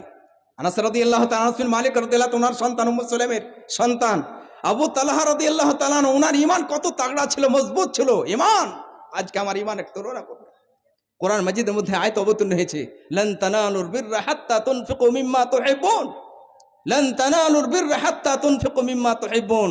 আল্লাহ তাআলা কোরআন মাজিদের মধ্যে বলছেন, তোমরা অতক্ষণ নেকি পেতে পারো না, কখনো তোমরা নেকি পেতে পারো না যতক্ষণ তোমরা তোমার প্রিয় জিনিস, মাহবুব জিনিস, ভালোবাসার জিনিস আল্লাহর পথে খরচ না করবে। এই জায়গাতে আমরা একটু জাগি যে আমরা আল্লাহর পথে যখন খরচ করতে যাই কি করি? ধান এসেছে, যে ধানগুলোতে একটু মাটি টাটি দিকে আছে, করি এই ধানগুলো ফকিরকে দে করি না? আয়াত অবতীর্ণ হয়েছে যে তোমরা কখনো নেকি পেতে পারো না যতক্ষণ আল্লাহ তোমার কাছে প্রিয় জিনিস, মাহবুব জিনিস, তোমার কাছে খুবই ভালোবাসার জিনিস, খুবই প্রিয়, খুবই ভালোবাসার জিনিস, ওই জিনিসকে আল্লাহর পথে খরচ না করো। আয়াত যেমনই অবতীর্ণ হয়েছে, সাহাবায়ে কেরাম অর্থ বুঝতেন, তাদের ঈমান মজবুত ছিল, তাদের ঈমান মজবুত ছিল এবং তাদের কাছে ইলম ছিল, তাদের কাছে, তার মানে বক্তব্য তাদের কাছে শুনতে হবে যাদের কাছে ইলম আছে, যাদের কাছে। কিছু তো এরকম লোক আছে যে মাশাআল্লাহ বাংলা বলতে পারে, কত লোক বলার লোক আছে, বলতে গেলে বক্তা হয় না। কোরআন হাদিসের একটা মজা আছে, ওই জায়গাগুলোতে শিখাই না আলেমদের কাছ থেকে, যাদের কাছে ইলম আছে। তো সাহাবায়ে কেরাম রাদিয়াল্লাহু আনহুম তাদের কাছে ইলম ছিল, শরীয়তের জ্ঞান ছিল। আয়াত অবতীর্ণ হওয়া মাত্রই বুঝতে পারলেন যে না, অতক্ষণ পর্যন্ত আমি নেকি পেতে পারি না যতক্ষণ আমি আমার কাছে প্রিয় জিনিস আল্লাহর পথে খরচ না করব। আনসারী সাহাবী রাদিয়াল্লাহু তাআলা বলছে, আমি তো মদিনার মাঠে, মদিনার জমিতে, মদিনার বাসির মধ্যে খেজুরের বাগান আমার সবচেয়ে বেশি, খেজুরের বাগান আমার সবচেয়ে বেশি, এবং সেই সমস্ত বাগানের মধ্যে একটি বাগান, বাইরুহা বাগান, আমার কাছে সবচেয়ে প্রিয়। এই বাগান আমার কাছে সবচেয়ে বেশি প্রিয়, এই বাগানকে আমি সবচেয়ে বেশি ভালোবাসি। এই বাগানে নবী সাল্লাল্লাহু আলাইহি সাল্লাম যেতেন, মসজিদে নববীতে ছিল, যেটা এখন মসজিদে নববীতে সেখানে চলে এসেছে। নবী সাল্লাল্লাহু আলাইহি সাল্লাম সেখানে গিয়ে পানি পান করতেন, মিষ্টি পানি, সুন্দর পানি পান করতেন। আয়াত অবতীর্ণ হওয়ার পরে উনি মনে ভাবলেন যে আমার কাছে প্রিয় বাগান হচ্ছে বাইরুহা বাগান। চলে গেলেন নবী সাল্লাল্লাহু আলাইহি সাল্লামের কাছে, যে নবী সাল্লাল্লাহু আলাইহি সাল্লামকে বলছে, নবী সাল্লাল্লাহু আলাইহি সাল্লাম, কোরআনে আয়াত অবতীর্ণ হয়েছে, আমি জানতে পেরেছি, বুঝতে পেরেছি, আমার কাছে প্রিয় জিনিস হচ্ছে বাইরুহা বাগান। এই বাগানকে আমি আল্লাহর পথে দান করে দিলাম। আপনি যেখানে চান, যেখানে ইচ্ছা আপনার, আপনি খরচ করে দিন আল্লাহর পথে। আল্লাহু আকবার। কোথায় আবু বকর, কোথায় আবু তালহা রাদিয়াল্লাহু তাআলা আনহু, আর আজকে আমরা কোথায়, যে আমরা সবচেয়ে নরম জিনিস, এমনকি অনেক সময়তে দেখা যায় যে ইমামের, আমাদের এলাকাতে আলহামদুলিল্লাহ ইমামদের ভালো সম্মানে খাওয়া দাওয়ার দিক দিয়ে, টাকা কম দিই আমরা, কিন্তু খাওয়া দাওয়ার দিক দিয়ে ভালো, কিন্তু বড় বড় শহরে তারা যেটা হালকা বেঁচে যায়, কিছু হয়ে যায়, কিছু লোক আছে ইমামকে দেশ বেঁচে গেছে দেশ না, সবচেয়ে প্রিয় জিনিস আপনার কাছে কোনো ইয়াতিম আছে, আপনি ভালো জিনিসও দিন, এবং কিছু জিনিস আছে যে আমরা বেঁচে গেছে তো ওটা দেন, কিন্তু কোন সাথে প্রিয় জিনিসও দিবেন, প্রিয় জিনিসই দিবেন। যেমন বাইরুহা বাগান নবী সাল্লাল্লাহু আলাইহি সাল্লামকে যে দান করে দিলেন, যে আপনি যেখানে চান সেখানে খরচ করে দেন। এখান থেকে বোঝা যায় একটা জিনিস, যে যেখানে সেখানে খরচ করতে হয় না, সুটেবেল সুন্দর জায়গাটা খোঁজ করতে, কোন জায়গাতে আমি খরচ করব। এই জায়গাতে একটা কথা বলি, আমাদের জালসা জুলুস হতে গেলে মানুষ বেশিরভাগ আমাদের মা খালারা যারা বয়স্ক হয়ে গেছেন বলে কোরআন দিয়ে চলে, শুধু বারবার কোরআন আসবে। অনেক সময় দেখা যায় যে কোরআনের সেরকম দরকার নাই, সেখানে কোরআনের সেরকম দরকার নাই, ওই জায়গাতে টাকার দরকার আছে, তা আপনাকে সেটা বুঝতে হবে। আর একটা উদাহরণ দিই, যে আমি অনেক দূর সফর করে এসেছি, বা কোনো মানুষ সফর করে এসেছে, ওই সময় তো আমাকে খিদা লেগেছে, ওই সময় তো আমাকে কিছু খাওয়ার দরকার, সেটা না করে আপনি অন্য কিছু করছেন, তো আমার জন্য খাওয়ার ব্যবস্থা করেন। তো দানের ক্ষেত্রে আপনাকে ভাবতে হবে যে কোন জিনিসটা দান করলে ভালো আছে। আপনার প্রতিবেশী আছে, অসুখে পড়ে আছে, এলাজ করতে পারে না, টাকা নাই, তাকে এলাজের জন্য কিছু টাকা দেন, তাহলে ওই লোকটার অন্তর থেকে দোয়া বের হবে, আল্লাহর আরশে হেলে যাবে, আপনার দুনিয়াও ভালো হবে, আখিরাতও ভালো হবে। তো নবী সাল্লাল্লাহু আলাইহি সাল্লামকে যে বলছেন যে যেখানে আপনার ভালো সেই জায়গাতে আপনি খরচ করে দেন, নবী সাল্লাল্লাহু আলাইহি সাল্লাম কি উত্তরে বললেন, যে আবু তালহা, তুই এক কাজ করো, তুমি তোমার আত্মীয়দের মাঝে এই মালটাকে বন্টন করে দাও, তোমার আকারিব রিশতেদার, তোমার আত্মীয় স্বজনের মধ্যে এই মালটাকে বন্টন করে দাও। এখানে চমৎকার একটা জিনিস জানতে পারলাম, যে আজকে আমরা কিছু টাকা পয়সা হতে গেলে কাদের মাঝে খরচ করি, অন্যের উপরে, নিজের আত্মীয় স্বজনকে ছেড়ে দিচ্ছি, এরাকে দেবো না, ভাইকে দেবো না, বোনকে দেবো না, এরা বদমাশ অমুক, একটু সময় কিছু হয়ে থাকে হালকা ফুলকা হোক, তারপরে তাদের উপরে খরচ করুন, তারা সবচেয়ে বেশি আপনার অধিকার, সে হকদার, তাতে বেশি নেকি আছে আপনার জন্য। নবী সাল্লাল্লাহু আলাইহি সাল্লাম এই কাজ করলেন না যে দাও আমি খরচ করে দেব, বলি তুমি তোমার আত্মীয় স্বজনের মাঝে, তোমার রিশতেদারের মাঝে, তোমার আকারিবের মাঝে সেটাকে বন্টন করে দাও, তাহলে আমরাও যেন এই কাজগুলো করতে পারি, ছোট ছোট নেকিগুলো। মাননীয় মুসলিম সমাজ, খাইবারের যুদ্ধের সময়তে সাহাবায়ে কেরাম রাদিয়াল্লাহু আজমাইন যুদ্ধের ময়দানে গিয়েছেন, খিদা তাড়না বরদাস্ত করতে পারে না, এত খিদা লেগেছে। সাহাবা বলছেন, আসাবানা জুউন শাদীদ, এত খিদা লেগেছে, খিদার তাড়না আমরা বরদাস্ত করতে পারি না, আর সহ্য হয় না। এরকম দিন আমাদের এসেছে, হঠাৎ একটু হালকা ফুলকা বিপদ আপদ আসতে গেলে আমরা ভেঙে পড়ি, বলি কি আমরা নামাজ পড়ি, রোজা রাখি, কেন আল্লাহর পক্ষ থেকে সাহায্য না। সাহাবায়ে কেরাম কিভাবে কষ্ট করেছেন, কষ্টের পথে চলেছেন, বিপদ আপদ এসেছে, যুদ্ধের ময়দানে আছে, খিদা তাড়না সহ্য করতে পারেন না, গাধার জবাহ করে মাংস রান্না হতে শুরু হয়েছে, কিছু রান্না হয়ে গেছে, কিছু কাঁচা আছে, কিছু কাঁচা আছে। এই মুহূর্তে, এই সময়তে নবী সাল্লাল্লাহু আলাইহি সাল্লামের কাছ থেকে আদেশ চলে এলো যে গাধার মাংস হারাম, তার আগে হালাল ছিল। খিদার তাড়না একদিকে, অপরদিকে মাংস রান্না হয়ে গেছে, কিছু কাঁচা আছে। এই সময়তে আদেশ চলে এলো নবী সাল্লাল্লাহু আলাইহি সাল্লামের কাছ থেকে যে গাধার মাংস হারাম হয়ে গেল। এই সময়তে সাহাবায়ে কেরাম রাদিয়াল্লাহু আনহুম আজমাইন খিদার তাড়না এবং মাংস রান্না হয়ে গেছে, এই কথার কেউ বললেন না যে নবী সাল্লাল্লাহু আলাইহি সাল্লাম রান্না তো হয়ে গেছে, খিদাও আছে, এবারকার মতো খেলি, এরপরে দেবেন, এরপর থেকে আমরা খাবো না। যেমনই অর্ডার, যেমনই হুকুম সাদর হয়েছে, একদম ব্রেক, রেড লাইট দেখা মাত্রই ব্রেক, না আগে আর গাড়ি যাবে না, একদম চুপ হয়ে গেলেন, আগে যান না। ওনাদের ইমান ছিল, ইমান ছিল, বিশ্বাস ওনাদের ছিল যে খিদা আছে কিন্তু আল্লাহর পক্ষ থেকে হেফাজত হবে।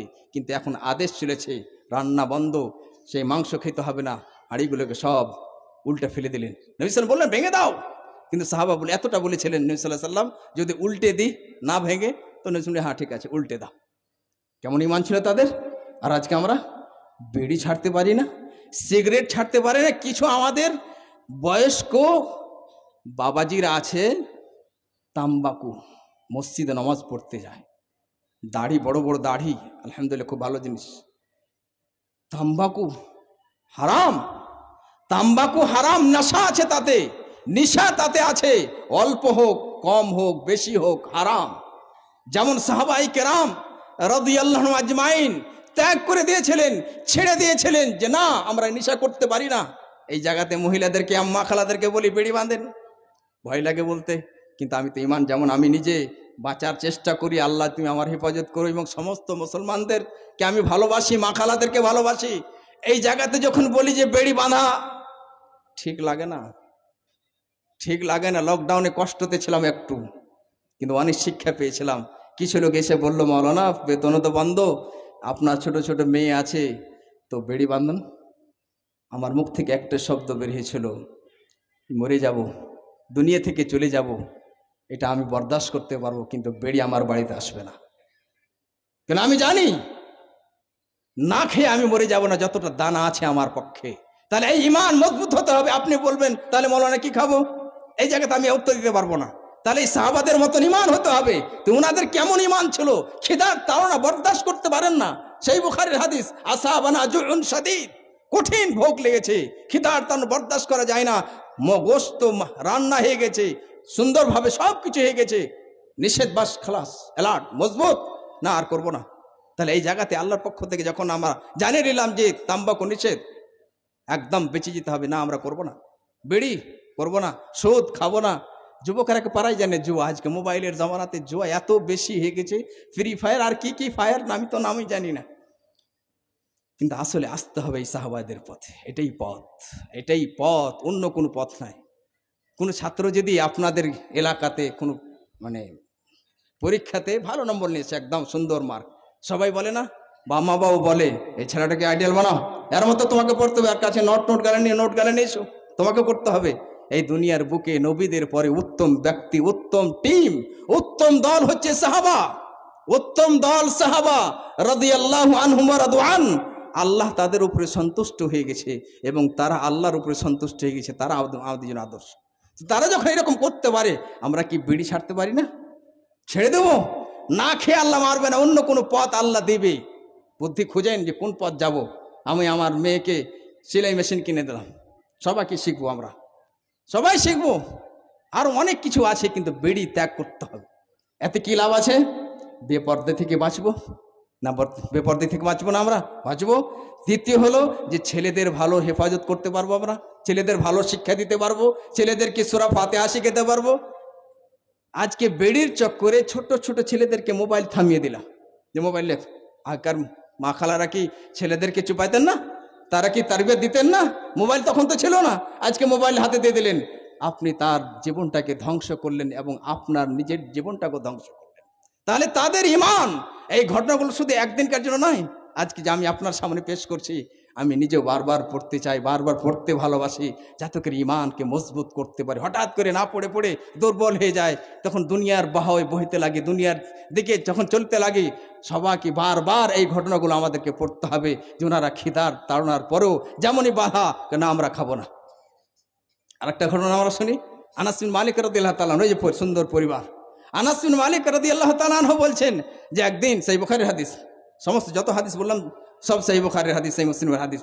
আনাস রাদিয়াল্লাহু তাআলা, আনাস বিন মালিককে, এটা মনে রাখবেন, এটাও ভালোবাসা। নবী সাল্লাল্লাহু আলাইহি সাল্লামকে আমরা ভালোবাসি তো, ভালোবাসি, সবাই ভালোবাসি, তো নবী সাল্লাল্লাহু আলাইহি সাল্লামকে ভালোবাসি, এবং যারা নবী সাল্লাল্লাহু আলাইহি সাল্লামকে ভালোবেসেছেন এবং যারা ভালোবাসে তাদেরকে আমরা ভালোবাসি, এবং যারা নবী সাল্লাল্লাহু আলাইহি সাল্লামকে ভালোবাসেনি এবং যারা এখন ভালোবাসে না তাদেরকে আমরা ভালোবাসি না। এটাই ইসলাম, এটাই রুল, এটাই মাপকাঠি। কিন্তু আজকে দেখা যায় ভোটের কারণে, সিয়াসাতের কারণে অন্য লোকের সাথে আমাদের সম্পর্ক। আনাস বিন মালিক রাদিয়াল্লাহু তাআলা আনহুকে কেন আমরা ভালোভাবে মনে রাখবো, নিজের সন্তানদেরকে শিখাবো? যে উনি 10 বছর নবী সাল্লাল্লাহু আলাইহি সাল্লামের খিদমত করেছিলেন। 10 বছর উনি খিদমত করেছিলেন।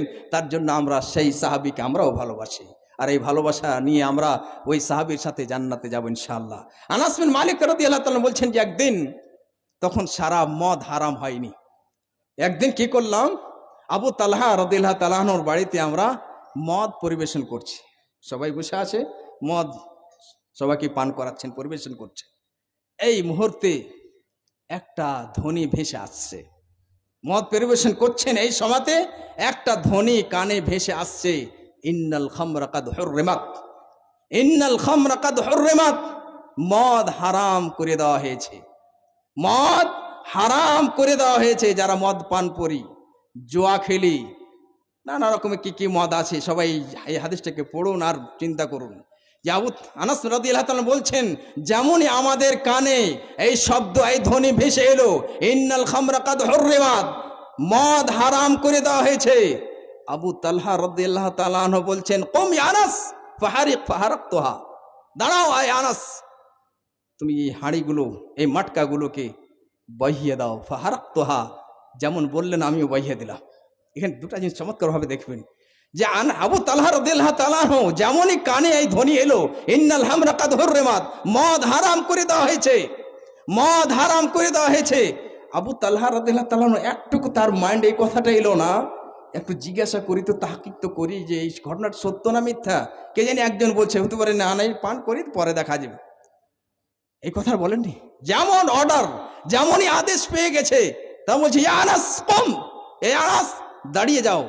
আর যেমন উনি বলেছেন আনাস তুমি দাঁড়িয়ে যাও, উনিও দাঁড়িয়ে গেলেন। উনি এই কথাটা বললেন না যে একটু দেখি কি খবরটা। আজকে আমরা বারবার সুদ, ওলামায়ে কেরাম বলছেন সুদ হারাম, সুদ হারাম, মা বাবার নাফরমানি হারাম, মেয়েদেরকে নিজের স্ত্রীর উপর অত্যাচার করা হারাম, হারাম। কানে একটুকু সেই কথাটা জাগে না, এক কানে শুনলাম, উপর কান দিয়ে বের করে দিলাম। আনাস রাদিয়াল্লাহু তাআলা ফারাকতুহা, মদকে বহিয়ে দিলাম। মদিনার গলি তো বন্যা এসে গেল, তাদের ছিল ইমান, ইমান মজবুত তাগড়া ছিল। কোথায় আজকে আমরা এই ইমান নিয়ে বাঁচতে পারবো না? এই মান নিয়ে আমাদের জীবন সুন্দর হবে, আমাদের সমাজ আদর্শ হবে, এই মান নিয়ে কি আমরা আখিরাতকে বাঁচাতে পারবো? না, কখনো না, কোনোদিন না, যতক্ষণ পর্যন্ত তাদের মতো আমাদের ইমান না হবে, তাদের মতো ইমান হতে হবে। তার জন্য বলতে ভয় লাগছে, এই বেড়ি বন্ধ করেন, তো আমাকে তো গালি দিবেন, কিন্তু আমি তো এতটা বলবো যে আমি আপনাকে ভালোবাসি।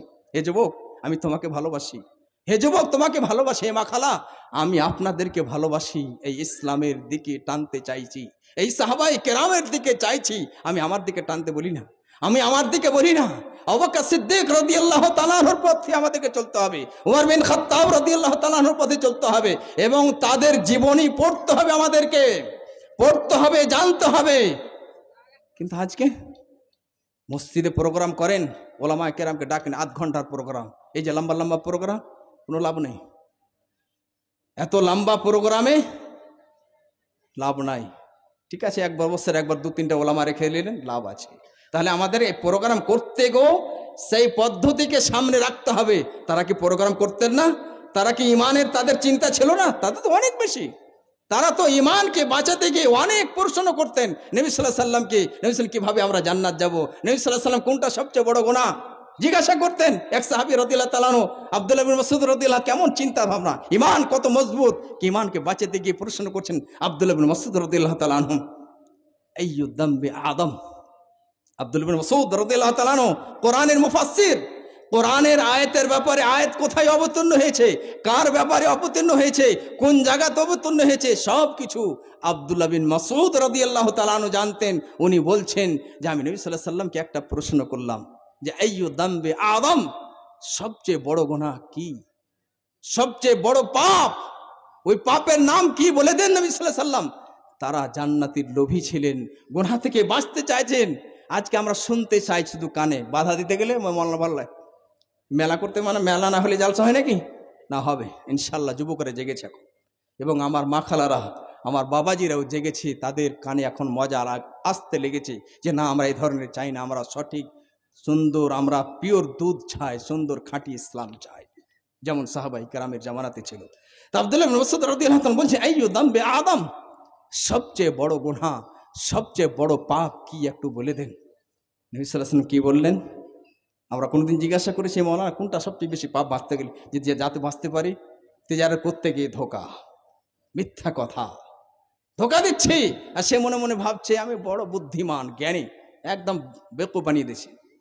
বেকুব বানাও নেই, তুমি নিজেকে বেকুব বানাচ্ছ। সেই দিন, কিয়ামতের দিন, একটা আদালত কায়েম হবে, সেই দিন আদালত কম হবে, সেই আদালতে এক এক করে পাই করে হিসাব হবে, কেউ বাঁচতে পারবে না। তো সবচেয়ে বড় পাপ কি? উত্তরে নবী সাল্লাল্লাহু আলাইহি ওয়াসাল্লাম বললেন, আন তাজআলা লিল্লাহি নিদ্দান ওয়া হুয়া খালাকা, আল্লাহর সাথে কাউকে তুমি শরীক করবে, অংশীদার করবে, যে আল্লাহ তোমাকে সৃষ্টি করেছে। কি চমৎকার ভঙ্গিমাতে, কিন্তু আমরা বুঝি তবে না, চেষ্টা করি। নবী সাল্লাল্লাহু, আমি বলি কোন সাথে আমার মাইন্ডে আছে যে নবী সাল্লাল্লাহু আলাইহি ওয়াসাল্লাম কেমন বুদ্ধিমান ছিলেন। আদম আলাইহিস সালাতু ওয়াস সালাতের সন্তানের মধ্যে উত্তম সন্তান, বুদ্ধিমান আল্লাহর বান্দা নবী সাল্লাল্লাহু আলাইহি ওয়াসাল্লাম। তো উনি যে এত বুদ্ধিমান, তো ওনার কথা বুঝতেও বুদ্ধি লাগে। আমরা কিন্তু ওই বুদ্ধি খাটাতে চাই না। এই শব্দটা যদি আমরা বুঝতে পারি, কোনো যুবক এমন থাকতে পারে না যে রবকে সাজদা করব না, রবের সামনে মাথা নত করবো না, ফজরের নামাজে জাগবো না। কি করে ও বান্দা থাকতে পারে? কি করে বিছানাতে শুয়ে থাকতে পারে?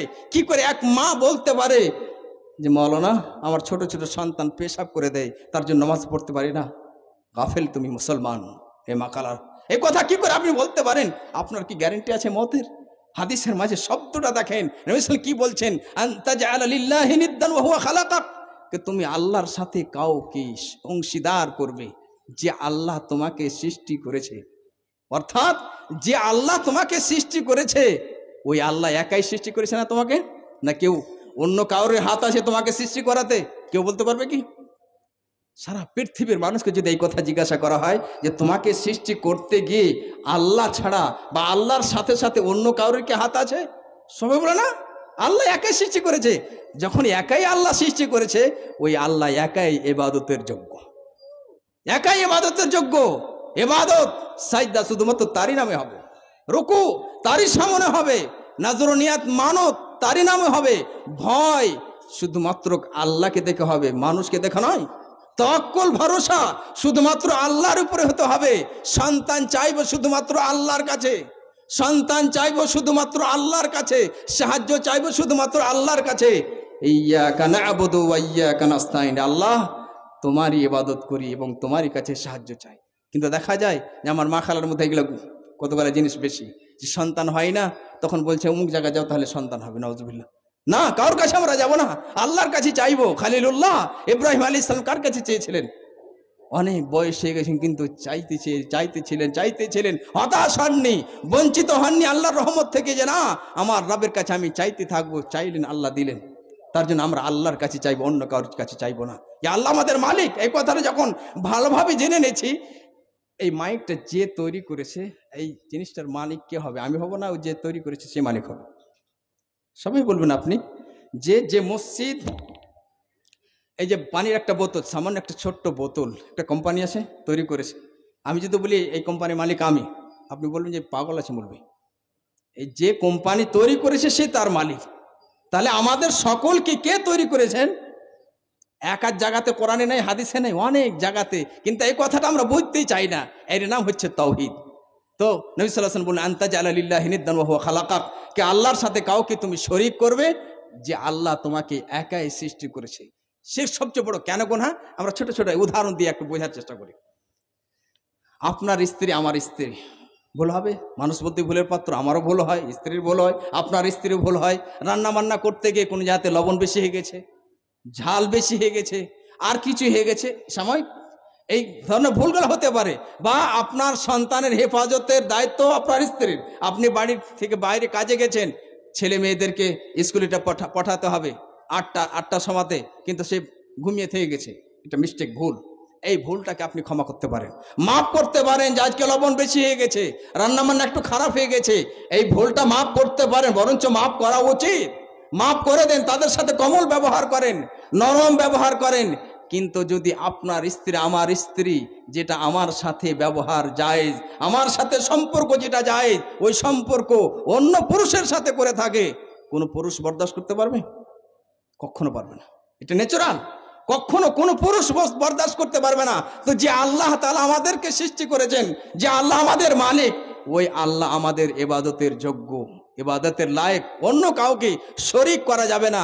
আর একটা ছোট্ট উদাহরণ দিয়ে বলি, ধান জমিতে ধান লাগে, ধানের সাথে সাথে কিছু ঘাসও বেরিয়ে যায়, তখন চাষিরা কি করে, ওই ধানটাকে উঠে ফেলে দেয়। যদি ওই ঘাসটাকে উঠে না ফেলে তো ভালো ধান আসবে না। তার মানে এই ঘাসটা হলো ধানের শরীক, অংশীদার, শিরক, ওই ধানও বরদাস্ত করে না। তো আল্লাহর সৃষ্টি তার অংশীদারকে পছন্দ করে না, তো যে আল্লাহ খালেক, আমাদের সৃষ্টিকর্তা, কি করে পছন্দ করতে পারে? তার জন্য আল্লাহ তাআলা এই শিরকে কখনো ক্ষমা করবেন না, মাফ করবেন না। তাহলে সাহাবী আব্দুল মাসউদ বলছেন যে সবচেয়ে বড় গুনাহ বলে দিলেন নবী সাল্লাল্লাহু আলাইহি ওয়াসাল্লাম। তারপরে সাহাবী বলছেন সুম্মা এরপরে সবচেয়ে বড় গুনাহ কি? তো নবী সাল্লাল্লাহু আলাইহি ওয়াসাল্লাম বললেন আন তাকতুলা ওয়ালাদাকা খাশিয়াতা আন ইয়াকুলা মাক, কি তুমি তোমার সন্তানকে হত্যা করে দিবে এই ভয়ে যে তোমার সন্তান তোমার সাথে খাবে, মানে রোজি রুটির ভয়ে, যে সন্তান আমি বেশি নিব না, দুটা সন্তান সুখের সংসার। বেশি নিতে গেলে অভাব অনাটন আসবে, বাড়ি গাড়ি কমে যাবে, এই ভয়ে যারা সন্তানকে হত্যা করে দেবে, এটা মহাপাপ, সবচেয়ে বড় পাপ। আজকে আমাদের মাঝে আমরা কি করে থাকি, পেটে সেই সন্তানকে মারা দিই না, কখনো করা যায় না। নাম্বার 3 সাহাবী জিজ্ঞাসা, এরপরে সবচেয়ে বড় গুনাহ কি? তারপরে সাহাবা কিভাবে ইমানের হেফাজত করার চেষ্টা করছেন, ইমান কিভাবে আমরা বাঁচাবো। এরপরে 3 নম্বর সবচেয়ে বড় গুনাহ কি? নবী সাল্লাল্লাহু আলাইহি ওয়াসাল্লাম বললেন আন তুজানি হালিলাতা জারিক, যে তোমার প্রতিবেশীর সাথে, তোমার প্রতিবেশীর স্ত্রীর সাথে জিনা করা। প্রতিবেশীর বড় হক আছে, প্রতিবেশীর সেবা করতে হবে, প্রতিবেশীর লক্ষ্য রাখতে হবে, প্রতিবেশীর হক আছে, প্রতিবেশীর অনেক হক আছে। কিন্তু তার তুমি লক্ষ্য না রেখে, তার হেফাজত না করে, তার স্ত্রীর সাথে তুমি জিনা করেছো, এটা সবচেয়ে বড় পাপ, মহাপাপ। এটা কোনোদিন বরদাস্ত করা যাবে না মাননীয় মুসলিম সমাজ। আর একটা ঘটনা বলি, মুসআব বিন উমাইর রাদিয়াল্লাহু তাআলা, যোগ্য সাহাবী, যুবক, তরুণ যুবক, এখনো 25 বছরকার হননি, যুবকদের জন্য বড় আদর্শ ওনার জীবনে শিক্ষা রয়েছে। মুসআব বিন উমাইর রাদিয়াল্লাহু তাআলা চমৎকার সাহাবী, দেখতে সুন্দর, অতি লাবণ্যময়, দেখতে সুন্দর। মদিনার গলিতে যখন উনি চলতেন, হাঁটতেন, তো খুশবু এমনভাবে উনি ব্যবহার করতেন, সবাই বুঝতে পারতেন এই গলি দিয়ে মুসআব বিন উমাইর রাদিয়াল্লাহু তাআলা গেছে। প্রত্যেক দিন নতুন নতুন লেবাস পরতেন, চেঞ্জ করতেন, প্রত্যেক দিন চেঞ্জ করতেন। সেই মুসআব বিন উমাইর রাদিয়াল্লাহু তাআলা আনহুর কানে যখন এই শব্দটা ভেসে এলো, ঈমান, তাওহীদ, নবী সাল্লাল্লাহু আলাইহি ওয়াসাল্লামের কথা যখন উনি জানতে পারলেন, এই তাওহীদকে উনি কবুল করে নিলেন, ঈমানকে কবুল করে নিলেন, মুসলমান হয়ে গেলেন। মক্কার যুবকেরা বলছে সেই মুসআব বিন উমাইর, তুমি ইসলাম গ্রহণ করে নিলে, তুমি ঈমানকে মেনে নিলে, তোমার ওই দশা হবে, তোমার ওই শাস্তি হবে যে শাস্তিগুলো বেলাল রাদিয়াল্লাহু তাআলা আনহুকে দেওয়া হয় আর অন্যান্য সাহাবায়ে কেরামদেরকে দেওয়া হয়। তোমাকে কষ্ট দেওয়া হবে, ব্যথা দেওয়া হবে। মুসআব বিন উমাইর রাদিয়াল্লাহু তাআলা বলছেন, আমার কোনো জিনিসের পারোয়া নাই, আমি ঈমান পেয়ে গেছি, সবচেয়ে বড় দৌলত, সবচেয়ে বড় সম্পদ ঈমান পেয়েছি। এই ঈমান অবস্থাতে আমার কোনো দুঃখ কষ্ট আর কিছু নাই। এমনকি মাও বললে আর তোমাকে লেবাস দেওয়া হবে না। যখন মদিনা এলেন নবী সাল্লাল্লাহু আলাইহি সাল্লাম, মদিনা নবী সাল্লাল্লাহু আলাইহি সাল্লাম চয়েস করছেন, ওনাকে চয়েস করলেন দায়ী হিসাবে দাওয়াত দেবেন ইসলামের পথে। মানুষদেরকে মদিনাতে নামাজের কথাগুলো শিখিয়ে দেবেন, রোজার কথাগুলো শিখিয়ে দেবেন, ভালো কথাগুলো শিখাবেন। নবী সাল্লাল্লাহু আলাইহি সাল্লাম চয়েস করলেন মদিনার জন্য কাকে? প্রথম সাফির হিসাবে মুসআব বিন উমাইর রাদিয়াল্লাহু তাআলা আনহুকে। যদি আপনার স্কুলে আপনি বলেন যে আপনার স্কুলের একটা ছাত্র, ভালো ছাত্র লাগবে, একটা ছাত্র চয়েস করেন তো কেমন মজা লাগবে, এই ছাত্রটা ভালো।